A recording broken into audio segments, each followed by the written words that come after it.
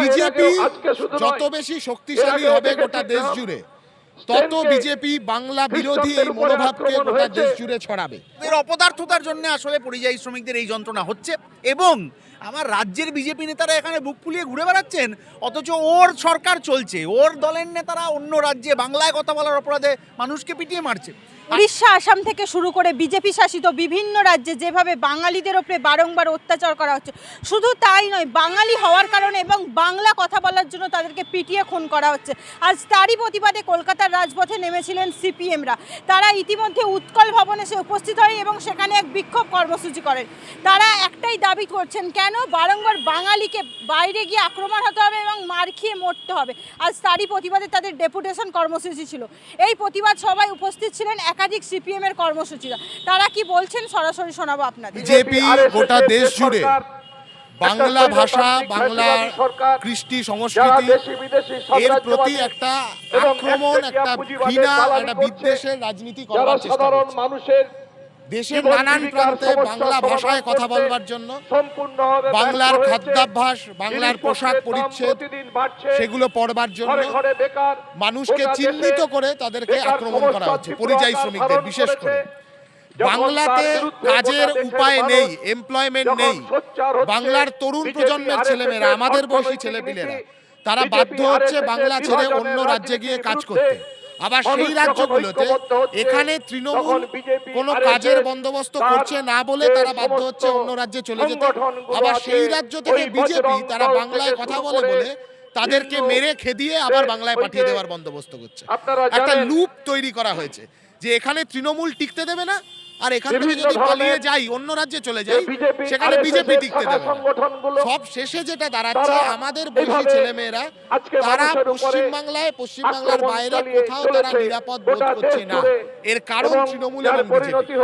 যত বেশি গোটা দেশ জুড়ে বাংলা সম্পর্কে ঘৃণা বিজেপি তৈরি করতে পারবে, তত বাংলার মাটিতে তৃণমূলের সুবিধা হবে বিজেপির ভয় দেখিয়ে, বিজেপির জুজু দেখিয়ে ভোটের সময় ভোট তুলে নেওয়া। বিজেপি বকলমে এই সুবিধাটা তৃণমূলকে দেওয়ার চেষ্টা করছে, যাতে তৃণমূল ভোটের সময় বিজেপির জুজু আসছে বলে মানুষের ভোটটাকে কেড়ে নিতে পারে, মানুষের ভোটটাকে আবার নিজেদের দখলে নিতে পারে বিজেপির ভয় দেখিয়ে। আমরা বলছি এটা স্পষ্ট যে বিজেপি তৃণমূল এরা দুজনেই আমাদের বয়সী ছেলে মেয়েদের জীবন জীবিকা বেঁচে থাকার উপরে ফুল স্টপ দিয়ে দেওয়ার চেষ্টা করছে। তাই তৃণমূল বিজেপিকে ফুল স্টপ দিতে পারলে তবেই হচ্ছে যে বাংলার বাইরে বাংলা সম্পর্কে শ্রদ্ধা ভক্তি যা গোটা দেশের একসময় ঐতিহ্য ছিল, সেই ঐতিহ্যকে ফিরিয়ে আনা দেশের ভিন্ন রাজনৈতিক চক্রান্ত এবং এই বিভাজনের মধ্য দিয়ে মানুষের মধ্যে অনৈক্য সৃষ্টি করার মধ্য দিয়ে তার এরকম কথা উনি প্রতিদিনই কোনো একটা আলটপকা তথ্য উনি দিয়ে থাকেন। এই পশ্চিমবাংলার সরকার তার কোনো ধরনের কোনো ওয়েবসাইটে বা কোনো নথিপত্রের মধ্যে এই ধরনের কোনো তথ্য তারা দেয়নি, কিন্তু প্রতি বছর যে পরিযায়ী শ্রমিক বাড়ছে এটা স্পষ্ট গোটা পশ্চিমবাংলা জুড়ে। সেটা হয়তো তৃণমূল দেখতে পাচ্ছে না। মুখ্যমন্ত্রী যত শতাংশ কাজ হয়েছে বলে গত 15 বছরে দাবি করেছেন, আমরা হিসেব করে দেখছিলাম যে ওইটা প্রতি বুথে দাঁড়ায় কতটা 250 মতো। তাহলে যে বুথে 250 তৃণমূলের নেতা যারা আছেন আর কি, যদি কোনো বুথে থেকে থাকেন, ওরকম 250টার নাম পাড়ায় পাড়ায় বুথে বুথে ওই পাড়ায় সমাধান না কী সব করেন, তাতে লিস্ট টাঙিয়ে দিন যে এই 250 জনের চাকরি গত 15 বছরে হয়েছে। আমরা বলছি দিতে পারবেন না। বাংলায় কাজ নেই বলেই বাংলাভাষী শ্রমিককে বাইরে যেতে হচ্ছে। সে আসামে পিটিয়ে মরছে, উড়িষ্যায় পিটিয়ে মরছে, অন্য রাজ্যে পিটিয়ে মরছে। আফরাজুলের ঘটনা ভুলে যাইনি আমরা। ফলে এই ধরনের ঘটনা যত ঘটতে থাকবে তত আমার রাজ্যের যন্ত্রণা, মানুষের যন্ত্রণা বাড়তে থাকবে। যে বাড়ির ছেলে মেয়ে বাইরে চলে গেল, আজকে এই যন্ত্রণার মধ্যে পড়লো, তার পরিবারের কাছে কি তৃণমূলের নেতারা যেতে পারছেন না, পারবেনও না। কেন পারবেন না? কারণ ওদের অপদার্থতার জন্য আসলে পরিযায়ী শ্রমিকদের এই যন্ত্রণা হচ্ছে এবং আমার রাজ্যের বিজেপি নেতারা এখানে বুক ফুলিয়ে ঘুরে বেড়াচ্ছেন, অথচ ওর সরকার চলছে, ওর দলের নেতারা অন্য রাজ্যে বাংলায় কথা বলার অপরাধে মানুষকে পিটিয়ে মারছে। আসামের মুখ্যমন্ত্রী বলছেন বাংলায় যে কথা বলে তাই সেই তো বাংলাদেশ। তাহলে এই বাংলা ভাষার ওপর অপমান এবং পশ্চিমবাংলায় বাংলাভাষী শ্রমিক মানুষের ওপর অপমান, নাগরিকের ওপর অপমান, এইটা তৃণমূল বিজেপি কি করে সহ্য করছে, এটাই তো আমাদের অদ্ভুত লাগে মাঝে মধ্যে।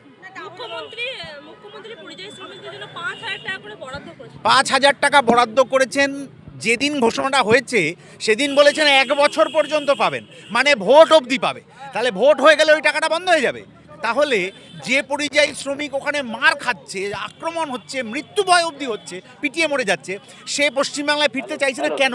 কারণ 1 বছর পর সে আর এই টাকাটা পাবে না। নির্বাচনে ভোট নেওয়া হয়ে গেলে সে আর এই টাকাটা পাবে না, এটা বুঝে গিয়ে যেখানে সে আক্রান্ত হচ্ছে সেখানেও তাকে হচ্ছে যে থাকতে বাধ্য হচ্ছে, কারণ সে পশ্চিমবাংলায় ফিরতে পারছে না। একজন পরিযায়ী শ্রমিকের আপনি নাম দেখান যে গত কয়েক মাসের মধ্যে ফিরে এসে মুখ্যমন্ত্রীর প্রকল্প নিয়েছে, ওই টাকাটা উঠবে। কিছুদিন বাদে আবার আপনি লিস্ট পাবেন, আমরা লিস্ট পাবো যে এতজন পরিযায়ী শ্রমিক নিয়েছেন। যেমন জাল রেগার কার্ড বানানো হয়েছিল, যেমন জাল রেশন কার্ড বানানো হয়েছিল, তাতে টাকা উঠেছিল 100 দিনের কাজের টাকা, রেশনের চাল ডাল, তেমনিভাবে এই ধরনের জাল কিছু একটা ব্যবস্থা করে ওই পরিযায়ী শ্রমিকদের নামে করে 5,000 টাকা উঠে ওটা আবার তৃণমূলের ফান্ডে যাবে। কারণ এখন তো ছবি বিক্রি নেই, এখন এইসব চাকরি মাকরি বিক্রি আর এইসব চুরি চিটিংবাজি করেই চলছে। যেখানে দুর্গা অঙ্গন হওয়ার কথা সেইটা সাধারণ মানুষের কর্মস্থলী হওয়ার কথা ছিল, কারণ ওটা নিউ টাউন বিজনেস ডিস্ট্রিক্ট হওয়ার কথা ছিল, যেটা গৌতম দেব প্রেস কনফারেন্সে বলেছেন। ওইখানে নিউ টাউনে যেরকম বাড়িতে লোক থাকবেন, ঘরও মানে থাকার জায়গা, তেমনি শিল্প সম্ভাবনা হওয়ার কথা ছিল।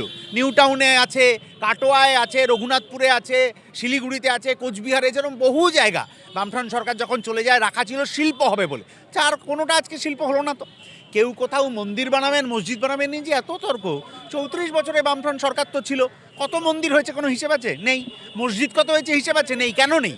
কারণ তখন এই চর্চা ছিল যে কারখানা কটা হলো, কাজ কটা হলো, বক্রেশ্বরে কারখানা হবে কি হবে না, হলদিয়ায় হবে কি হবে না, সেক্টর 5 হবে কি হবে না। এখন তো সেই সবের নিয়ে চর্চা নেই। আরএসএস চেয়েছে যে তৃণমূল থাকুক আর বিজেপি থাকুক, ওরা আরএসএসের ফর্মুলায় রাজনীতি করবে পশ্চিমবাংলায়, যে শুধু মন্দির মসজিদের রাজনীতি হবে। সেই